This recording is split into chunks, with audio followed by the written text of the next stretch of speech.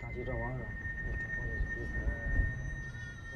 我其实从小就对这个话题特别感兴趣，因为小的时候就问家人，就我什么时候死啊，或者什么的，就是人到底是从哪儿来的，死了以后会到哪儿去，这样一类的。好，再来一遍啊！好，接着来就行了，来，好。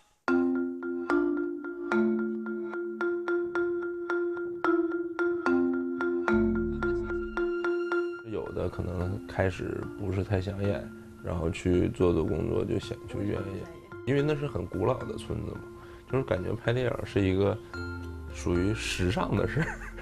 那这个老头他找他老伴儿的演员就非常的困难。你说一个老太太，然后去拍电影去演这个老头的老伴儿，这个特别难为情。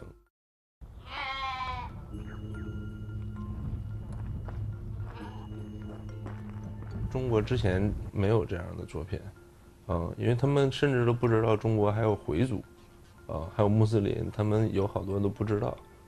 就是西方国家，就是至少这个电影在欧洲还有那个比如说美国，大家统一的口径就是看到了一个完全自己脑海中没有的一个世界。